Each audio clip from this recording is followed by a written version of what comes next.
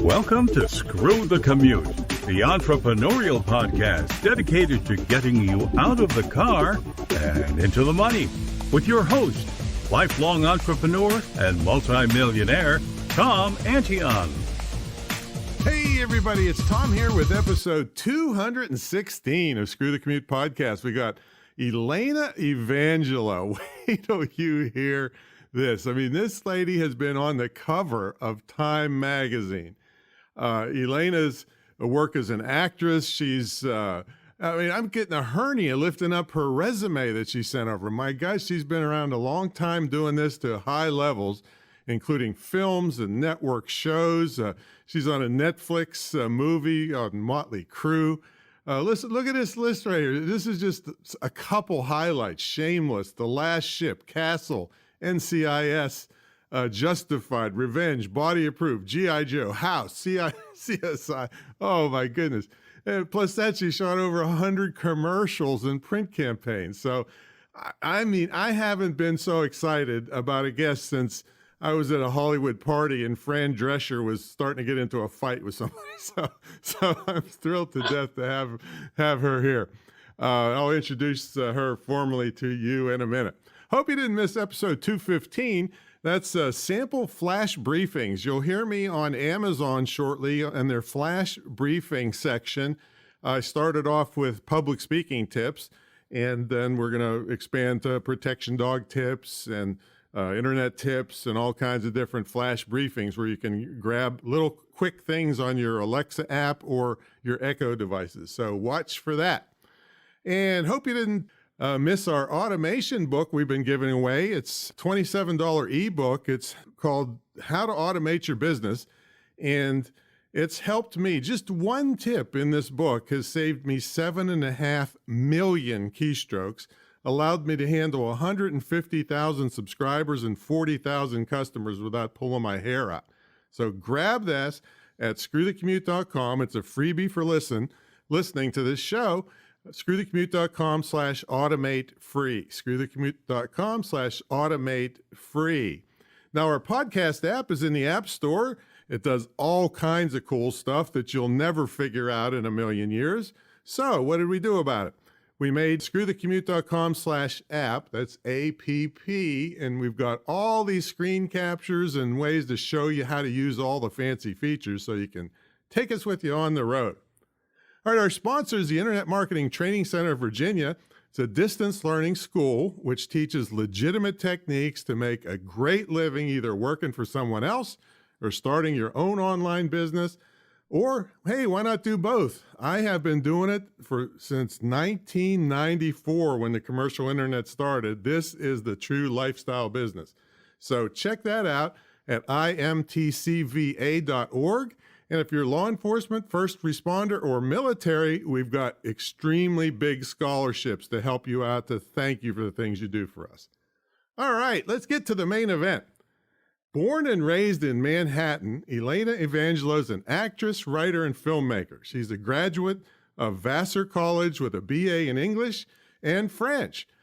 Elena went on to earn her MFA. I think that's the Master of Fine Arts from USC School of Cinematic Arts, and she graduated Phi Kappa Phi. She's a recipient of the Jeffrey Jones Screenwriting Scholarship and Ray Stark Ted Turner MGM Award. She continued her education in Paris, studying French theater with NYU's Tisch School of the Arts.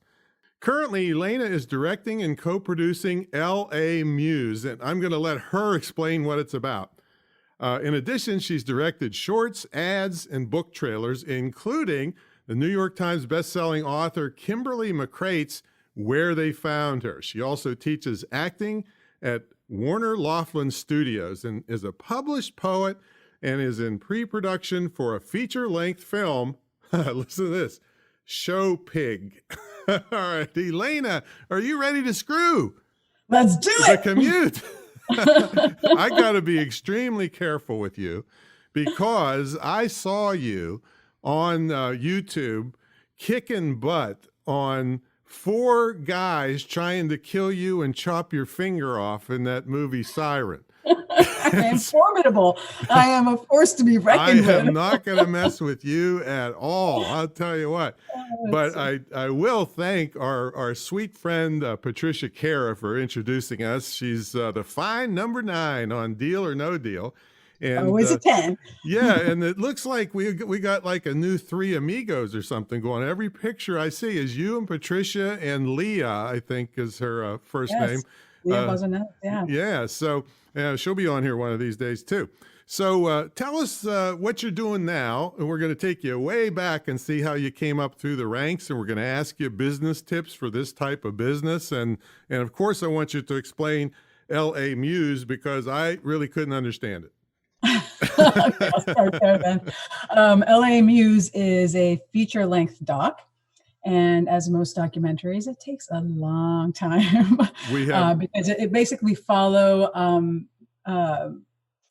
this underground sort of LA art scene that's been happening and growing here. And it's really, when I first stumbled on it, it just was so captivating because I had no idea it was happening, and there were so many people flocking to it, and it was just potent and magical. It reminded me of what I imagined the Parisian salons in the 1920s to have been like. What Gertrude Stein was hosting people. It felt like that kind of level of creativity and bustling energy. So we started following these art models that put this together, these events together. And some of these events almost go to like a rave level or like Cirque du Soleil level. Wow. And there are artists there doing life drawing basically, but it feels full of inspiration and so potent, and this amazing art's coming out of it. So the documentary explores what is the relationship between artist and muse, how does a model transcend to a muse, and where that inspiration comes from. And it's really, in the end, probably a love song to downtown Los Angeles. Mm-hmm. So we are in the editing phase finally, and we're chugging along. So hopefully it'll be all wrapped up mid next year. All right. Now, what is your role as producer, shooter, editor? What is I'm the director and a co-producer on it. Director and co-producer. Now, Jamie Foxx is my other producer on it. Now, I saw that. Is that the Jamie Foxx? Yep. No. Wow. I know. Wouldn't that be cool? Yeah, I was going to say all the time. That's pretty good. Yeah. So us mere mortals out here outside of Hollywood don't really know what producers do. Could you possibly give us a definition of what a producer does? There's a reason you don't know what a producer does. They don't either, right? Because they don't. I think there's so many kinds of producers, executive producers, Mm-hmm. hands-on producers, money people. There's so many levels of participation on the producing level. They're the ones who are getting down and dirty and doing everything, all the organizational, getting all the cast and crew doing, and then there's ones that are giving big chunks of money to support the projects happening. So it really is a little bit of a broad term. I see. That's why it's so mysterious, because it's a perfect jack of all. So speaking of that, then this documentary. Mm-hmm. So was this your idea from the start, or it's a collaboration? Yes. Or your idea? Okay. Mm-hmm. So then, what do you do with this idea once you come up with it? Well, so for a documentary, it's I had to approach the people that I was being entranced by, mm-hmm. and see if they would give me access to them and to this world. If they would let me be invasive for 5 years of filming them and following them, wow. just being like, "Hi, I'm back, more footage." So they were all really generous, really on board, and I just learned so much from them, and they were really it's just such a labor of love for them. And the documentary is a labor of love for me and the people that I have involved in it, because, we're doing it, for so long and trying to stretch out an almost no budget to do this, because it's sort of like all self-propelled. Oh, that's what I was But it's also been wonderful, because what's nice about the documentary process is it can continue to change and grow with you as you're following all these things that they're putting together to give this really amazing slice of life of what's happening downtown LA, in LA, in the art scene, with these very imaginative. Mm-hmm. So I was just corresponding with Leah actually today, and I gave her an idea for a movie. Can I tell you the idea? Yes. Of course, everybody does this, right? Comes up to you. So I love it. So remember, I don't know, you don't know me that well, but I'm the internet expert. I've been doing this since 1994. And so here's my idea. I think it's like 3 sentences. Okay, the main character is a rich Batman kind of guy, made fortune online. He throws a contest with a $10 million prize for hackers and spammers, gets them all in one place, and then kills them all. That's the story. You know what? I know you like it, don't you? Like, yeah. It has intrigue. It has justice. Justice. People would love this, and people probably do a GoFundMe. Everybody on Earth would give money to it. So take us back. Did you always want to be an actress all the way as a little girl? I did. I really did. For better or for worse. Well, it's for better. It's a trying road, like but yeah. I see this resume here. I think you could say you made it. Yeah. So I always did. I always, I was in everything that I could be in. And even when I went to film school, I was in everybody's student film. Okay. I was like, I'll do it. Well, that's how you get. Yeah, that's how you get great. Yeah. So yeah, definitely. All right. So what was your first paying gig? Do you remember? My first paying gig as an actor? Actor. Mm-hmm. Gosh, I think it actually was Felicity. Maybe we got to call one of your three agents you got. I think it's Felicity. Yeah. It was on Felicity. Yeah. And it was like a pool party scene. And I don't even remember if I think I said something. So I'm actually SAG-AFTRA, but I mean, it was totally a joke. I mean, I did TV commercials 100 years ago, and somehow, I don't know, I got into SAG-AFTRA, but tell us a little bit about the business. What's that? That's work. Of course you got into SAG-AFTRA. Yeah. So, but tell us a little bit about the business. This is an entrepreneurial podcast, and people like to know the business end of things, because you do all these different shows, different production companies. How does the money flow, and how do you make sure you get paid and all that stuff? Well, the nice thing about agents is they make sure you get paid. If they're good, right? If they don't steal it. Yeah, I mean, yeah, I know, true. But I honestly, I haven't had to chase the money. I mean, I can chase jobs, but chasing the money comes when you book a job. Like everything's very formal, but chasing the jobs is definitely first of all, as an actor, what's frustrating is that you do need an agent and a manager as the go-between. So you can't just do it yourself. Mm-hmm. The way the system is set up as of now, I mean, you can make projects of your own that you put yourself in, but in terms of these, the casting director, to access those casting directors who are doing the TV shows and the movies, you need the gatekeepers of the agents and the managers. So it's hard to keep your motivation going when there's pockets of time that are slow, and mm-hmm. Not to turn on yourself and to find new ways to reinvigorate yourself and how you go after this, so that you can sustain a career and have stamina in it when the going gets tough, and not just when everything is working out. But do you dig your own jobs up sometimes, or does it always come through your agent or manager? Most of them come through my agents mm-hmm. and managers. I do relationships also start playing a role. Like I did a pilot with Tony Shalhoub mm-hmm. in the Heart Department, and that cast was phenomenal with Felicity Huffman and Emily Duchesne. That was like John Larroquette, just an amazing cast. And everybody thought I was going to be on the air for CBS, and it never aired. It seemed like it was the front runner of like the top pick, and somehow it never went anywhere. But I did get to kiss John Larroquette though. So it was a great role. It was a great group of people, and Tony Shalhoub brought me back for Monk. I see. That was him, and that was an amazing. Yeah. So if you do a good job and don't play the diva, and people really like you, then it can be a direct call from them. Yeah, absolutely. Okay, yeah. And that's why I do see why Scorsese works with the same type of people, the same editors, the same for years and years and mm-hmm. years and years. And so many people do that is because when you find your tribe and people that get you and you can have that shorthand with, or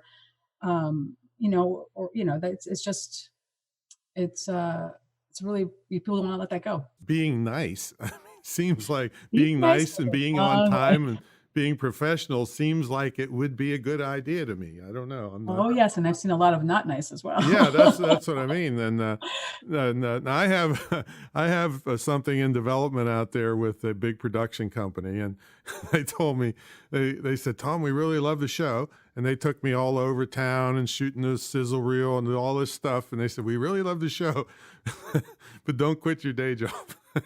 You know? So they said it's got about 40% chance of selling on cable. They said so. I said okay. Well, everything is like that, though. I mean, you see things that have all the right cast and the right everything, the perfect package, and it doesn't go or take us a decade to go. Did you ever see something sell after a long time when you gave up on it? No. No. Okay, thanks. I was hoping you'd say, sure, yeah, absolutely, Tom, because it's been like 2 years, and they said, yeah, it could take us 4 years to sell it. Not about. It's funny because I'm watching my husband go through he did a graphic novel called Slots with Robert Kirkman of Walking Dead, like his company, and it's this amazing book, and it's been, it's to get it to go to the next level of getting produced is, a whole other road. Well, you just shoot the trailer for it. There you go. Exactly. Actually, that's a good idea. So you need a great showrunner. You need to attach great people to it, and then the engine starts moving, but it still does not take you to the last stop. Yeah, it can still be a long road from there. Wow. Yeah, it's a tough deal. Now, what's this show pig? What is that? Well, Show Pig is actually also my production company name, Show Pig Films. Yeah, I went to the site and didn't get too far. Yeah. I think it came from my experience as an actor, when you feel like a show pig.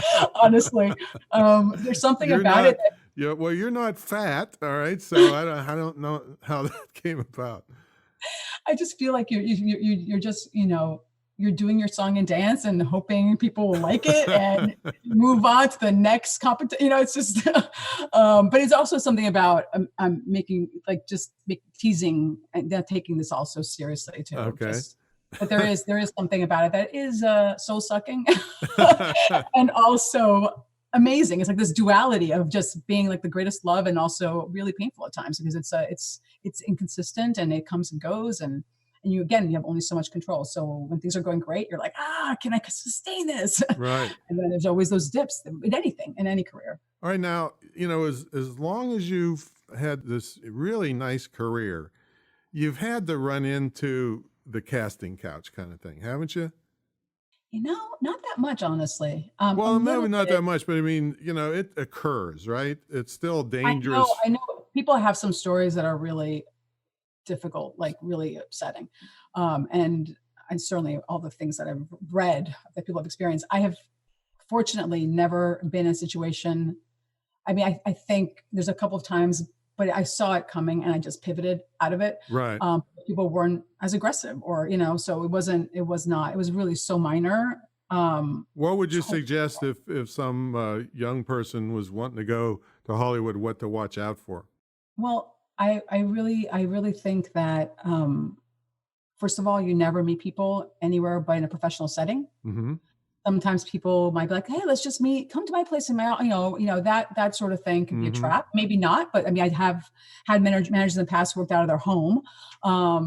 So it doesn't necessarily mean that, but I just think in general, it's better to make sure you keep yourself out in the open or in an office, a professional environment, as a safety precaution. And if you get a good manager, does that shield you somewhat from these people?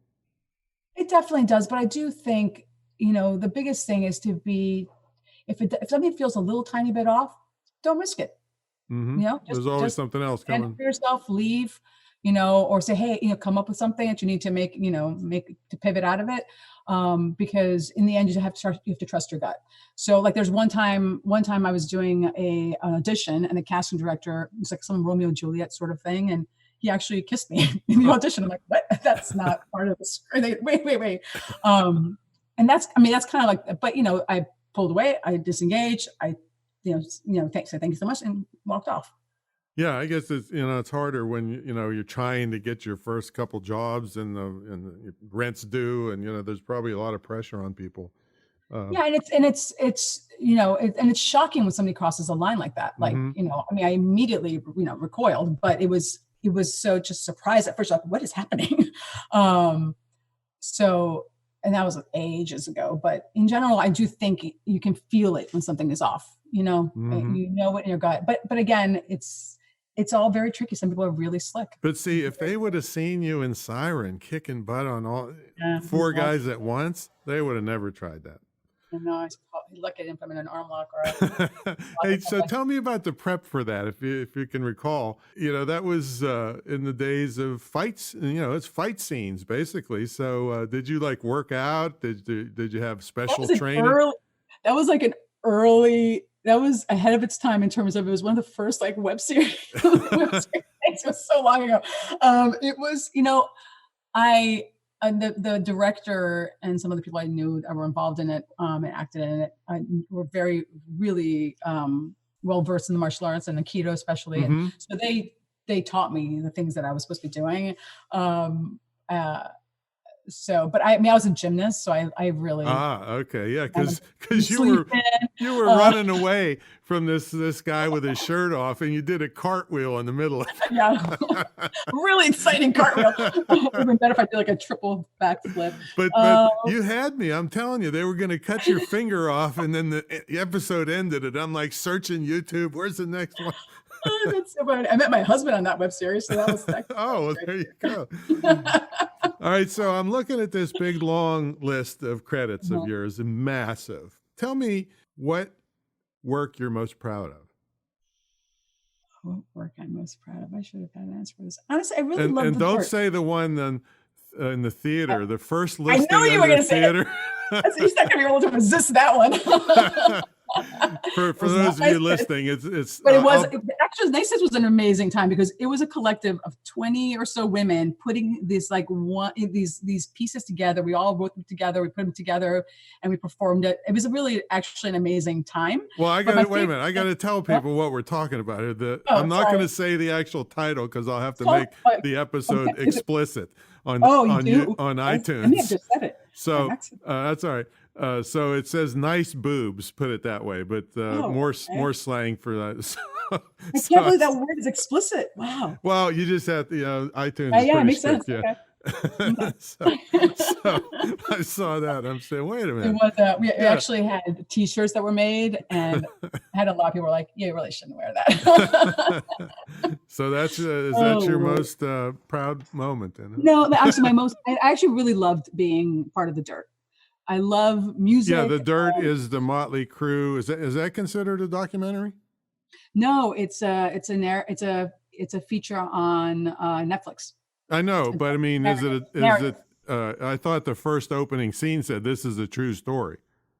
Well, it's based on the book that the Motley Crue wrote. Mm-hmm. So in terms of that, yeah, it's based on they wrote the book. So technically, that's not a documentary, then, huh?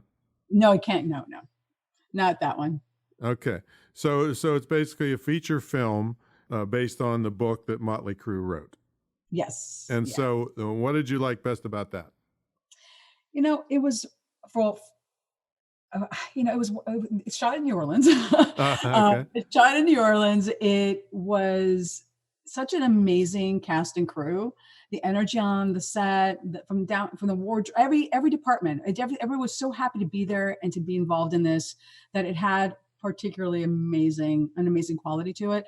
And I love music. I love Motley Crue. So it was just fun to be to play Tommy Lee's mom when he was, back in the day. And she's actually Greek, so I got to speak some Greek. So the whole thing was just really. And really he's wearing what is that? His sister's pants or something? He's wearing his sister's pants. His sister actually contacted me, which is Athena Lee, who actually contacted me on Instagram. It was just such a really awesome experience. Well, speaking of Instagram, I understand you are like a supreme cook. You're really good at cooking, right? I'm so gifted at it. You should see what I did for Thanksgiving. I was the person who brought inedible food to the party. It was like such a bomb. I'm like, failed. But I keep trying. I saw that. I saw that terrible cook. I brought it, but just throw it in the trash.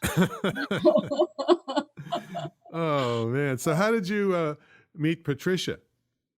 Patricia and I met I don't actually know how many years ago, but it's a long time ago. It was one of my first print jobs, I believe. It was for Herbalife. There were 4 women on the shoot, and we were all supposed to be a different ethnicity, and we all happened to be Greek. Well, I was going to say, I think you So guys bizarre. shared cheekbones or something. Thank you for the compliment. Yeah, she's got amazing cheekbones. Well, you do too. I mean, when I Thank saw her, I you. said, "Are they sisters? What is this?" And I She's was, actually the godmother of my son, so we're practically our family now. I was baptized Greek Orthodox. You were? I was, yeah. I thought your name sounds Greek, to be Well, honest. it's actually Syrian, and it's kind of a mistake. My dad came from Antioch, Syria, and when he Oh, got to wow. Ellis Island, they couldn't read it, and so they said, "All right, you're Sam Antioch." so, Wow. they named you from where you were born in those Yep. early days, and yeah, but there, and then we settled in this little tiny town. There wasn't a Greek church for 100 miles. But anyway, I was baptized Greek Orthodox, so I can be one of the gang. Yeah, totally. You are 100%. So, It's funny to actually go around the circle and find out that all of us were Greek. Right. And we were all supposed to be, I was supposed to be, Latina. Like everyone's supposed to be something else. So I shouldn't ask you to make me some kibbeh or Syrian bread or anything, or grape leaves. No. Well, I mean, I do try. I will do it for you. Now, whether you will like it is another thing, but I will do it. Oh boy. So what's big on the horizon for you? I actually really excited about this film I'm about to direct. End of January, beginning of February, and it's about body dysmorphia. It's written by these 2 amazing. And what women. is that exactly? Body dysmorphia and OCD. It's when it's basically you have a dysmorphic idea about your body. You feel like it. You don't see it. You see it in this very distorted way, psychologically. Okay. Because I had a secretary years and years ago literally looked like olive oil from Popeye. And she told me she felt her legs looked like elephant thighs. And she was like the skinniest girl I ever saw. Is that what we're talking about? Yeah, exactly. It's a very serious illness. It can really be so debilitating. And it's very easy to minimize it. And it's really. So do you have real people in this film that have that, or you're finding actresses? The writers of the project have lived with forms of OCD and BOD, body dysmorphia. So yeah, but it's really cinematically told. So I'm really excited because it's so expressionistic as opposed to just literal. I can get so expressive with how this is shot. So I'm super excited to All right, now I got to get back to the business a little bit. So are you an independent contractor when you direct a film? Or are you a W-2 person? How does that work? It depends on the project. Some things are independent contractor. This, I don't have, at this point, a lot of it is my own. This is where I'm, creating my own opportunities. So I'm building my resume as a filmmaker, as well as, but then also there's stuff that's also labor of love. Like some things I'm like, I will do that because I'm excited to be a part of this. Right, of course. So it depends on what it is. So it could be a W-2 sometimes, and it could be a independent contractor. And some of it's like, I'll do it for free. So it just depends on what it is and who it's for. Now, does a director normally have the overall skills to actually be a shooter also? I did go to film school for my master's, so I did. You do learn about all of the modality and all the aspects. You do sound, you do DPing. I DP'd my first project at USC was as a DP, but I do think that the people who have dedicated all their focus on each of these, categories as professions, are far superior to me as a cinematographer. I can shoot. I've shot things in the documentary myself. I've shot other things. What do you shoot with? I've also edited things on my own. So I'm so it depends on the projects. So what do you shoot with if you were on your own equipment, don't want to get, rent red cameras and stuff, what would you shoot with? Well, for myself, I have a Panasonic GH2. Because I like the small format, like it's not invasive, it's easy. And the quality interchangeable lenses? Really good. What? Does it have interchangeable lenses? Yep. Yeah. Yeah, totally. But the quality on it has a very cinematic feel as opposed to some more so than the Canon did at that time when I got this camera. It really gives beautiful results. But I've had it for a while. And then Sennheiser mics, depending if there's somebody's calling you for a job right there. Yeah, it's always a telemarketer on that phone. That's my home phone, the telemarketing phone. Yeah, that's a nice robocall. Yes, exactly. So I got a Canon 7D, and can never figure it out. By the time I figure it out, then I forget by the next time I have to use it. I just use my cell phone now. What's scary is how, like sometimes you have to do self-tapes as an actor. Like, can you please tape this in 2 hours and send it to us? I'm like, okay. And you do it on your phone. The quality on the phone. The cameras, they're shooting TV shows with these things nowadays. Yeah. Truly. And you have every app on your phone that can cut it down, add some polish to it, add title cards to it. It's so easy to do self-tapes. I actually love self-tapes. Yeah. So I just got a gimbal, the stabilizer thing, and and having fun with that. It's got a cool app with it, and you can shoot, Instagram stories. It just lays it all out for you, and you hit the button, and it says shoot 1.5 seconds, and the gimbal like rotates the head of the camera for you automatically and puts music on, and 30 seconds later you got a complete story for Instagram. So the stuff is available is just crazy nowadays. It is amazing. It's so amazing how far things have come. I love technology. Wow, boy, we're really thrilled to have you on and get a little insight into the real world of Hollywood that you've infiltrated so beautifully over a long time. So thanks so much for coming on. So what if people need to get a hold of you, or people want to see your films, where should they go to keep track of you? Definitely. I definitely will post stuff on my Instagram. I have Elena Evangelo on Facebook as well.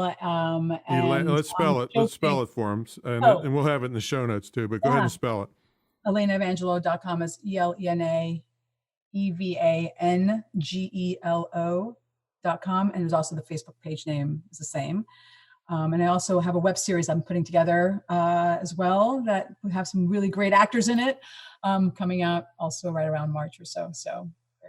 So we can keep checking back. So let me try to spell show pig for him.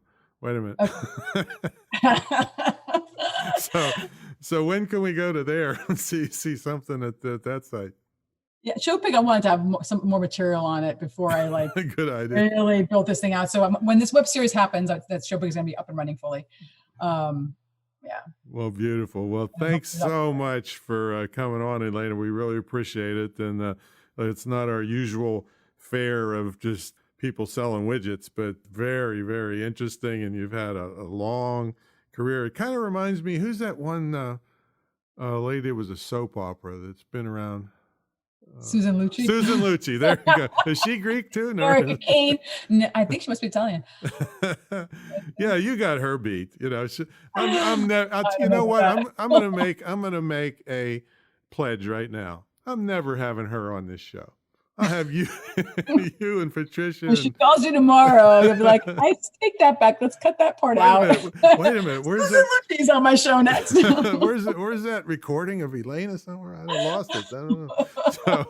So anyway, no, you're so sweet, and I really appreciate you coming on. And I love Patricia to death, and I can't wait to meet Leah. And we're all going to get behind in all your projects and watch you from now on. Thank you. All right. So everybody. Can I get that in writing? I'm just kidding. What's that? I said, can I get that in writing? Yes, absolutely. Yes.